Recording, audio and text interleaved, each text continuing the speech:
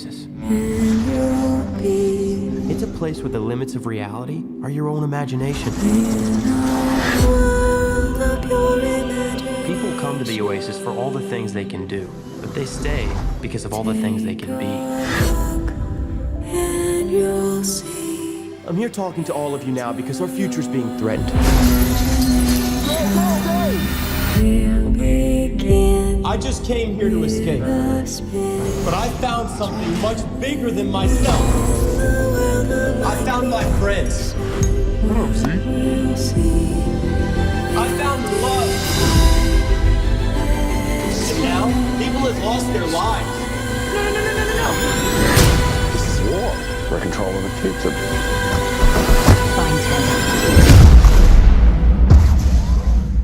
Welcome to the rebellion, Wade.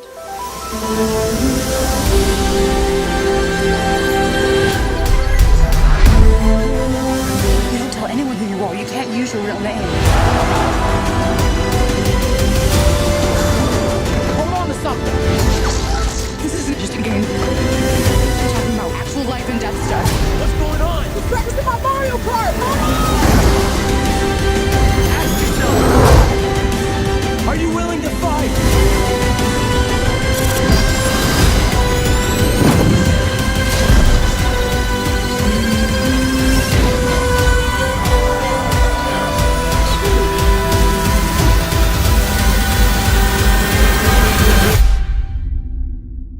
Come with me. So Ty, you're only 21 years old, right? You're in 1996, I believe. And how did you already get to being in some of the biggest productions like X-Men and also now Ready Player One? This is insane. Yeah, I mean, look, I'm a really lucky guy when it comes to the projects that I've been on and, the people that I've had as mentors who have guided me along the way. But I got started at a very young age, and because of those really supportive, influential role models I had, I think, set a standard and really taught me how to kind of carry myself in this industry as an actor and as a young person who's working in film. Definitely. But you could say the same about Olivia as well. I mean, Yeah, she is. I'm a has-been, I'm a hack. No, you're not. And you've actually been in a lot of thrillers before, right? And Ready Player One is a completely different genre. It's a science fiction adventure film. So what attracted you the most about this film? I think that's it. I think it felt like a proper Spielbergian adventure, in the vein of an Indiana Jones movie. And not only is it jam-packed with 80s references and some of my favourite films, I think it's also about relationships and connecting and the identity struggle that we all face as well. Right. So you were talking about 80s references. We're all 90s kids right here. Did you get any of the references? I got most of them apart from the video game stuff.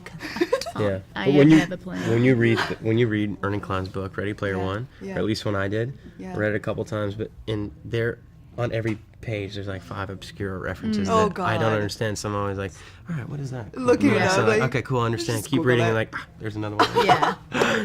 Oh, it must be a Crash course. struggle. Yeah. So you did a lot of homework. And seriously, Ty, Olivia, you guys are literally couple goals. Artemis and Parzival, right? You guys are couple goals. That and I is hear awesome. the audition process actually had, it was super secretive, and you had a screen test for chemistry with potential leading men. So how Yeah. did that process like?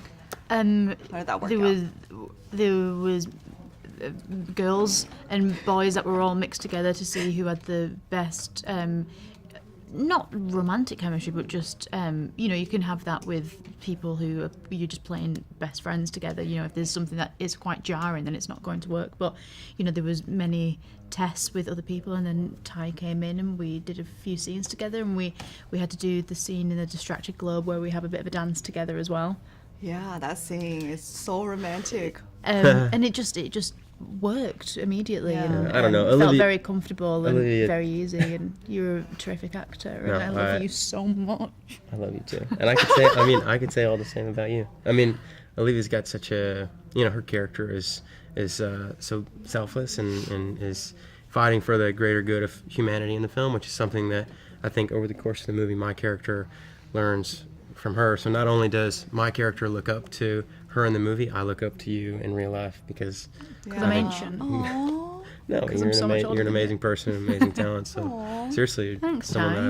I've definitely learned a lot That's from. so cute. I just have one last question, actually. So, towards the end of the film, right, you were asking Halliday, like, so you're not an avatar, what are you? And he left an open ending. So, do you think he's really dead? Like, I was really wondering that. I think a lot of Good. people are I'm too. glad you're wondering that. Yeah, what no do you comment. think? Oh no, come on. All right. I don't know. You don't know. Maybe it's like her and he's gone to a different platform Dimension. that we, as Yeah. mere humans, don't understand. Yeah. I love that idea. It's a little creepy. So Hannah, oh my God, you look gorgeous. Seriously, you, I so do cannot. you. I'm dying right now just looking at you. But apparently, Steven Spielberg is a Game of Thrones fan. So do you think that helped a lot in you getting the part? I spoke to Stephen, and he was actually a real fan of Black Mirror. He was a real Yeah. fan of Black Mirror of Black mine, Mirror the too. playtest episode. And I mean, I am so honored that Stephen, is commenting on any of my work that he's seen Right. before. Right.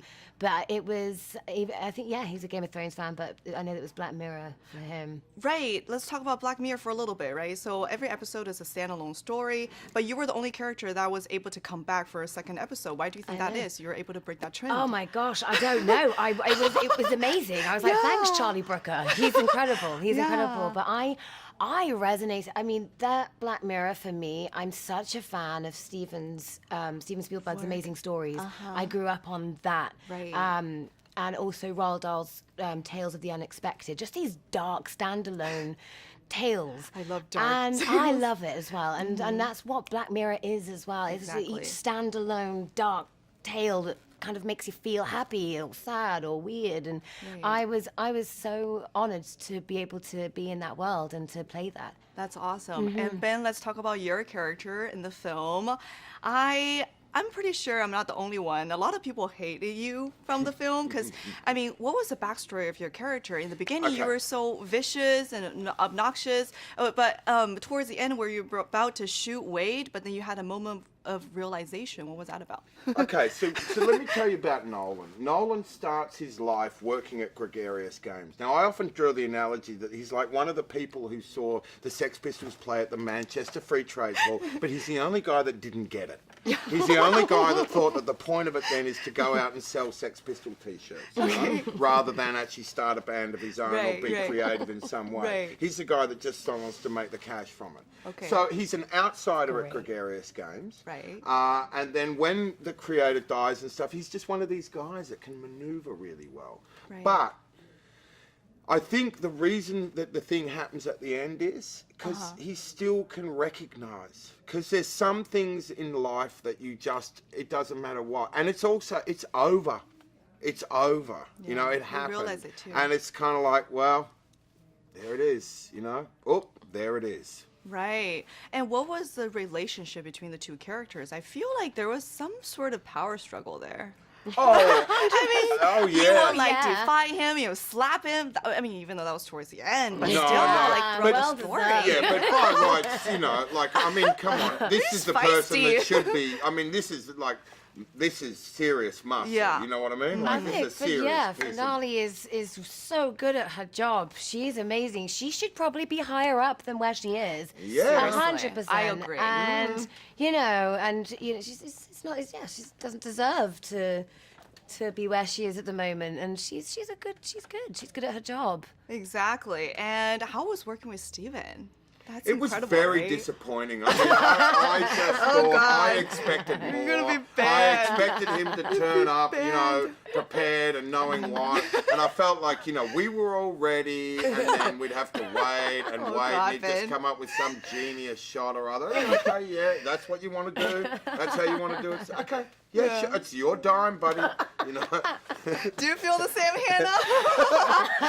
Let's not get banned from Hollywood again. It was amazing. It was Yeah, amazing. I'm yeah. still pinching myself. I'm still Yeah. pinching myself. Want me to You do know, it? and I won't stop pinching myself for the rest of my life. And it's amazing. It's inspiring, and it's just exciting. It was fun to work with Steven Spielberg. It was so much fun. Yeah. Yeah. That's awesome. Thank you so much, Hannah, Ben. Citizens of the Oasis. Like many of you, I only came here to escape.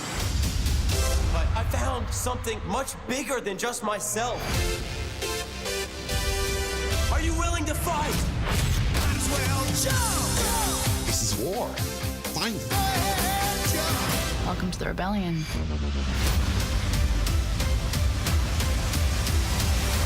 Ready Player One. Experience it in IMAX March 30th.